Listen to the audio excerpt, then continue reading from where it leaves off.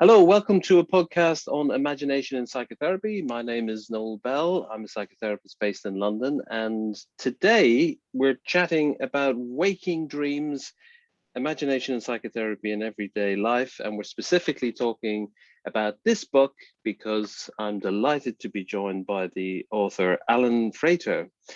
Alan, all the way from over the river in North London, how are you today?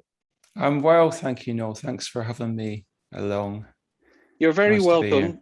You're a psychotherapist and a teacher at the Psychosynthesis Trust in Tooley Street in Yeah. SE1 and now an author. Who knew? Yeah, I wrote a book. It only took me 2 years.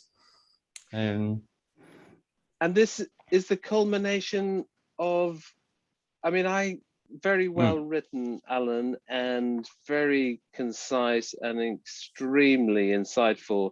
But it felt like this was something like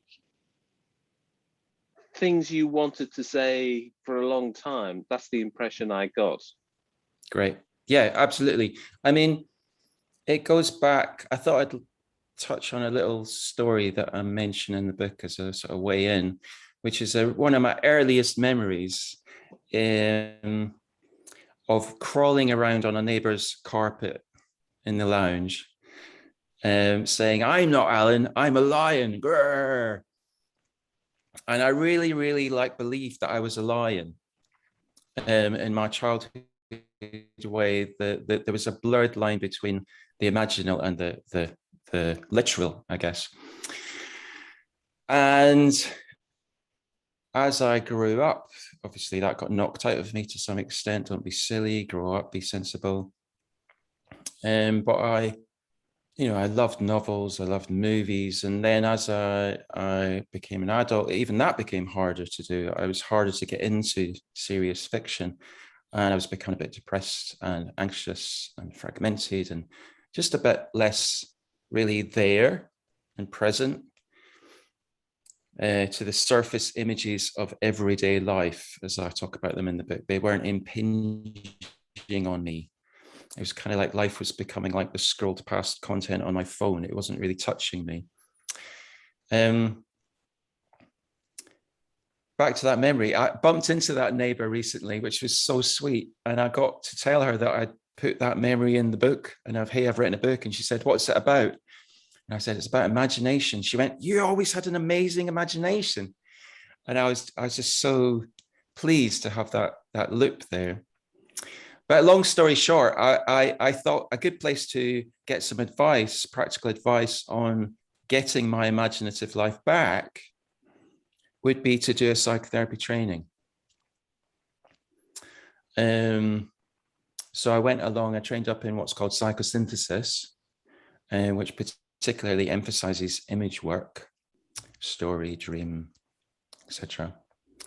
And I thought that would help me, but it did, but sort of didn't. And the book is working out what went wrong and how to do it differently, how to help people recover that imaginative vitality that we remember perhaps from the past, and to see it in our work, not just with psychotherapy clients, although it is in large part about that, but also in other areas of life and work and play. So that's the kind of context.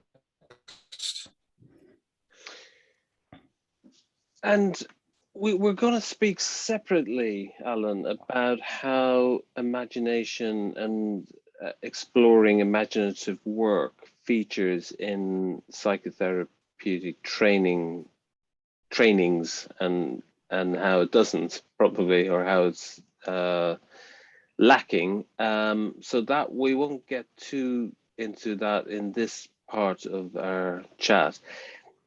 But just, did you feel the psychosynthesis approach adequately dealt with how to work with imagination in the psychotherapeutic teachings that you experienced? Well, from the start, we were indeed making masks, doing psychodrama, talking about our dreams, doing visualizations, so it was all very sort of creative and exciting and fun. And it seemed like that's what I was after. And I think that's why it took me quite some time. It wasn't actually touching on the imaginative life that I was wanting to recover, to redevelop. And that puzzled me. And there's a few things as to why that was the case that I go into in the book. The main one is basically the sort of theoretical framework or the language that we used and is used generally in psychotherapy to talk about and to understand imaginative experience, which, as I'll hopefully succinctly explain for your viewers, doesn't actually align with the experience, the phenomenological reality and richness and complexity of imaginative experience. So what we end up doing is seeing it through this narrow lens of what I call an inner imagination or a tamed imagination. So we talk about inner figures, the inner child. We talk about sub-personalities, these characters that live inside us. We talk about an inner dialogue, an inner integration. A lot of these exercises and techniques that I learned that were very interesting and stimulating and can be useful, they began with the phrase, close your eyes and go inside. And the assumption was, which was communicated to me, because these ideas shape your experience, you see. They're not neutral. They frame what's possible. The assumption was that imagination was something inside me. It was images, pictures in the mind. And that's true, because obviously images are inside us, but they're not just inside us. And actually, if we don't have other ideas or alternatives, and we overuse this inner imagination framework, we limit the possibilities of imaginative life, because actually imagining isn't just inside us. It's not like a genie in a bottle. It's got a lot to do with how we perceive the people and places and things of our everyday world. And that's what I was really after, something that embedded me back into the fabric of, if not an enchanted existence, certainly an enlivened, vibrant, story-filled possibility existence. Because like it's happening all the time. Like as you look at the screen, which is just a series of pixels, just a bunch of colors and sounds, objectively, but hopefully your viewers are not seeing pixels, because their imagination goes beyond what is immediately given by the screen, fills in the gaps in information, and creates not a flat screen, but a three-dimensional space, not a static screen, but movement through time, and a person, a living person, not a dead object. And that's happening all the time. So for me, it was about looking for alternative frameworks that allowed that more expansive, a broader understanding of imagining and the possibilities of it in my life, my clients' life, and I guess the people who read the book's lives. So yes and no is the answer to your question. There's a limitation in those techniques. They weren't really interested in images per se, which might seem crazy. Images were of secondary importance. What seemed to be exciting to the people who were teaching me these techniques was what the images meant. So we would do some kind of exercise and it would create image content that we'd then go away and reflect upon and figure out what it would mean for our lives. In other words, we turn those images into ideas about our life, because the images only represented feelings or beliefs or objective world events, perhaps in the past. Whereas what I was interested in was taking the images as of primary importance and getting interested in not what we imagine and interpreting that, but how we imagine, not just taking that for granted, but being interested in the process, not the content, but the process of imaginative life. Because my intuition way back then, and as I set out in the book, is that imaginative life in and of itself is healing and transformative. You don't need to figure out what it means. And in fact, figuring out what it means can interrupt that change process. So that answers your question. Does that make sense? Yes, and because you start off in the book by talking about one of the risks of working with imagination is that you get into thinking and interpreting. Absolutely. It's the culture pushes us towards figuring out what things mean. And we have a dream and we wake up in the morning and it's a kind of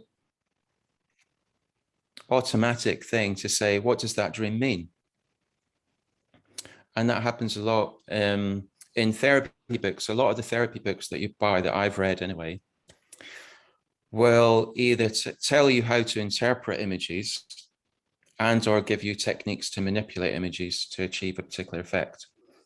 Not many of them are interested in how we actually imagine, what imagination is. In fact, strange to say, most of the books that I've read on imagination, particularly therapy books, don't say what imagination is. They kind of take it for granted and they use it as a kind of machine to affect change. It's kind of like, you get in a car because you want to go somewhere. You do a visualization because you want to get something out of it. For me, it's the journey, not the destination, that is healing. It's the process of imagining. And it's the difference between, as I say in the book, on that first page, the analogy is, sitting at home in an armchair, reading about a polar expedition across the ice caps in a book is analogous to thinking about images, working out what they mean. It's a slightly distanced, abstract separation from the up close participative experience of story and dream. And for me, it's that up close participation and engagement and immersion in story and image that I was wanting to get back, and as I've kind of set out in the book, which I kind of worked out over the years through being a therapist with clients, but also teaching this material. Because I was a student at the trust, at Psychosynthesis Trust, but then I became a trainer. The poacher became the gamekeeper. And that allowed me to really own that material and work out why, when I was a student, it didn't quite work for me, and build what I've built in Waking Dreams. So let's explore then. You posed the questions in the book that therapy trainings don't deal with don't describe actually what is imagination, what's going on when we imagine, how we can imagine more fully, and why would we want to. So let's just answer some of those questions now. So someone who hasn't read the book yet, I'm sure they will after they listen to you. But what exactly then is imagination? Because that will take us on to what is tame imagination and what is wild imagination. Sure. Well, if we go back to that example of looking at the screen, for me, imagination is a form of perception. It's the images that we perceive that arise not inside us as pictures in the mind, but between us and the world. So between you and the screen, between me and the screen, I look at you, images appear. That's the kind of loose working definition that I pursue through the book. It's an in-between experience, which is why I think it's not often described in that way, because that's a hard thing to wrap your head around. Because normally we think of something as being subjective, i.e. inside us, an inner image, or we think of something existing objectively out there in the world. But the fun thing about imagining is it conjoins those two. It brings self and world together. It's how we perceive the fabric of the world. It's a co-arising between what I bring, but also what the world brings to me, which might not matter too much watching a video, but is how we imagine the world is very important, because we can get stuck in a particular story about the world, about who we are, and locked in, and that can be what I call as the more subjective element predominates, and it doesn't align or doesn't change with changing objective situations. And that's what I call a fantasy imagining, which just repeats and becomes habitual. And that causes a lot of suffering. So we want to imagine, exploring how we imagine is effectively exploring how self and world comes together and enhancing that and doing it more fully, rather than thinking that how imagination is something we can turn on and off, and I need to withdraw my projections from the world so that I can see what's really there. I mean, we can never really get away from imagining. So rather than trying to do that, which you can, as I argue, let's look at and move towards and make it conscious and cultivate it and learn what the principles and skills are of how to be imaginative. So I think I've kind of blurred some of your questions. That's fine. That runs through all three, I think. Sure. So you mentioned about image-centric, an image-centric approach. What do you mean by that? An approach in which images are primary rather than secondary. An approach which takes its ground first and foremost in imaginative process.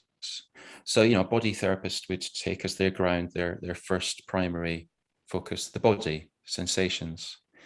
Cognitive therapy might take thoughts. So for me, image-centric therapy begins with images, which for me, if you think about it, is indeed the raw material of all psychotherapy. People bring memories from the past, that's images. They have present moment perceptions, for example, of the therapist and the transference, how they perceive the therapist as an imaginative process. And also they have future fantasies, anxieties about what's going to happen. Clients bring that to therapy all the time. And often what happens is, after a brief description of those images, they get translated, as I said before, into the feelings and the thoughts that they relate to, and they are taken as of primary importance.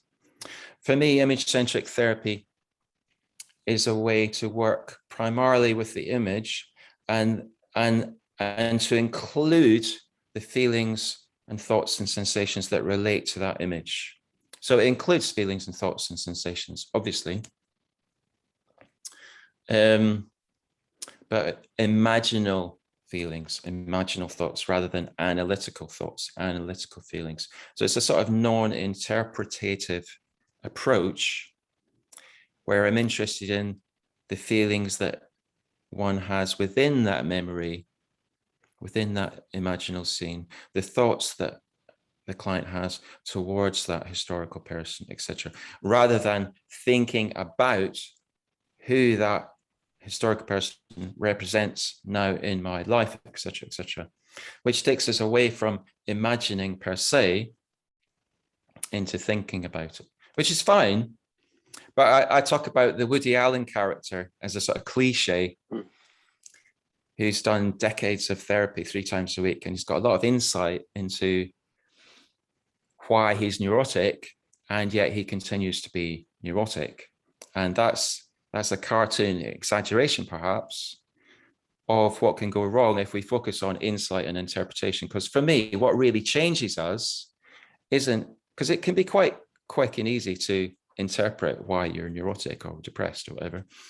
What is transformative is an experiential inhabiting, a bringing together of a new way of being that takes you out of that story into a new story.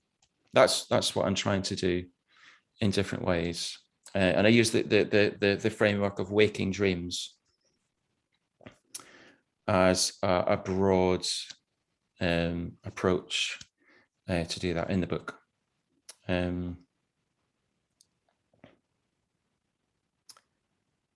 Yeah, with examples and exercises on what that would look like in detail. So yeah, I mean, it comes from Carl Jung, because he said image is psyche.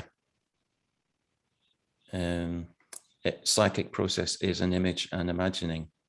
So for me, it takes us into, I mean, that's what soul means in the Greek. Soul is psyche. Psychological life is an in-between realm. It's the story that appears between self and world, is our psychological life / is our process of imagining. So it's a way to attend to that story. I could go on. That's broadly what image-centric therapy is.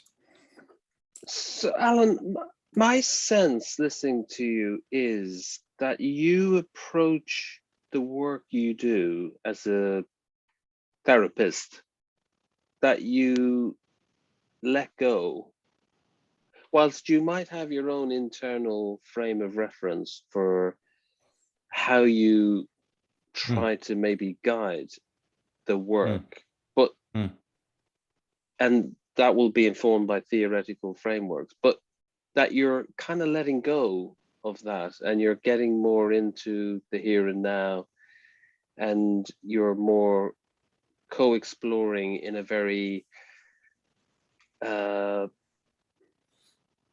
immediate sense, that you're not bringing any previously informed ideas about how the work would go, that you're just letting go. Sure. Yeah, and you're just exploring in a way that's, let's just see where we go. Is that fair?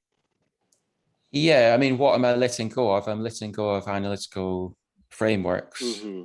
And then when you let go of something, you hold on to something else. So what I'm moving towards and doing quite consciously and deliberately is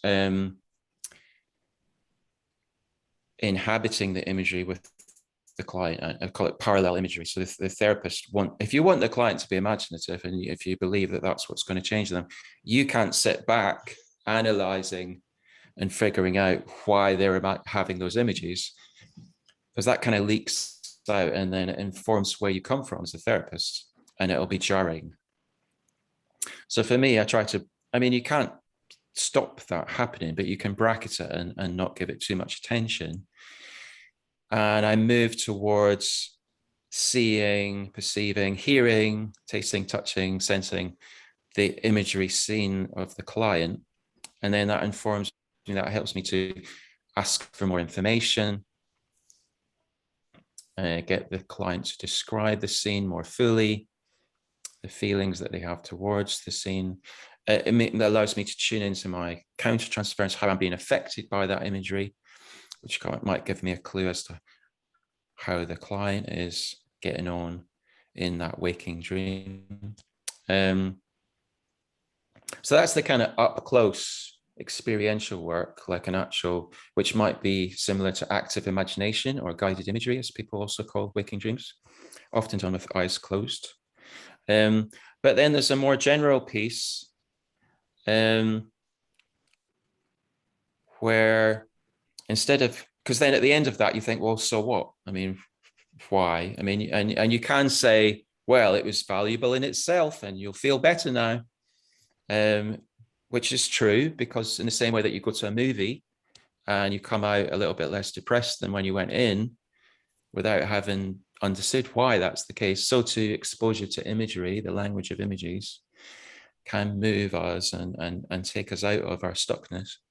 However, there's another opportunity that I explore in the book, which is to take those more sort of set piece encounters, imagery, and explore what I call their fractal relationship to the activity of images in everyday life. So without trying to interpret it, say, well, where do you find yourself in that situation? Obviously, you're not going to meet a dragon in your everyday life, but where do you meet a dragon-like person? Or where do you find yourself in a dragon-like cave? The same dynamics, the same relationships, the same atmospheres and moods and ways of being that we find in the more set piece exercises will be a parallel to the client's everyday life. And then that becomes imaginal background. So I'm helping the client to join up the work in the therapy room, because the point of waking dreams isn't just to get good at having waking dreams, right?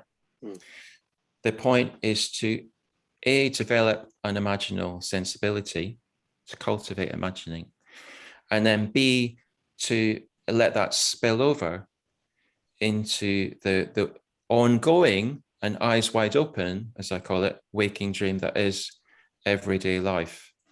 And then slowly participating in those images can allow the client to go through a nice slow change process where they begin to rewrite, as it were, the story of their life and experiment with new choices, new behaviors, new thoughts, and also new perceptions. They begin to see that actually the person they thought that was giving them a hard time is actually not so mean and might be nice. So they escape from the trap of a fantasy existence into a more accurate imagining, or a more helpful, possibility-filled imagining.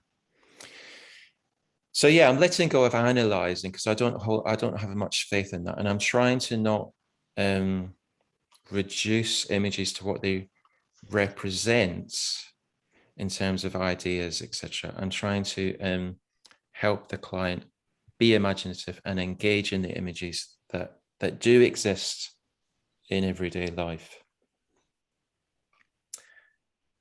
So yeah, I think you have to be imaginative. I have to be imaginative. So, you know, I look after that by, you know, reading novels, spending time in nature, you know, looking at trees, hugging trees, having essential appreciation of the surrounding world. Because imagining is a lot to do with sense experience. It's only to the extent that you allow the world to impinge on your senses and draw you into connection with it does an imaginative process arise. Otherwise, you're in your head. Everyday life is kind of like a background wallpaper that you pass through and don't really notice. And therefore, the images that you perceive are habitual, repetitive, stuck, fantasy ones. So yeah, letting go allows something else to happen. But there's a real craft there. That's what I set out in the book. The book's got, it's a nice, I think, it's a nice mixture of theoretical chapter, experiential chapter, theoretical chapter, experiential chapter. So, because I think we need better ideas.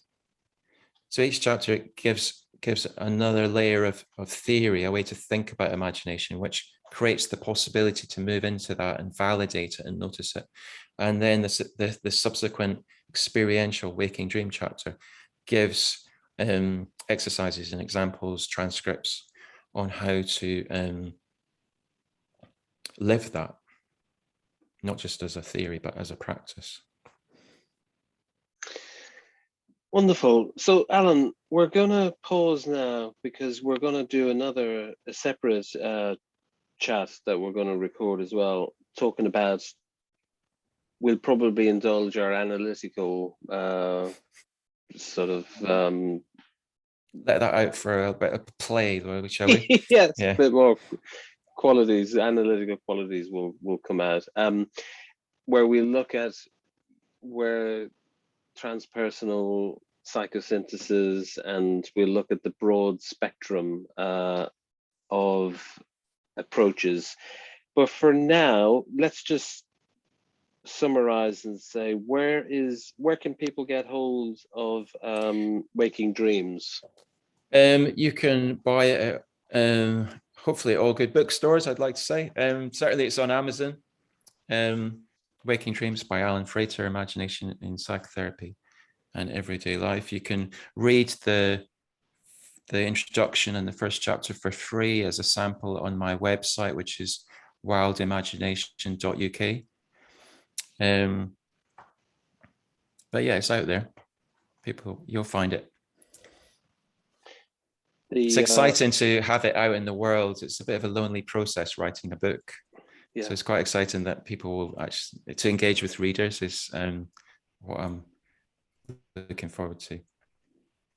It's been great chatting, and I'm sure this will be the first of many future books. So Alan, for now, thank you very much.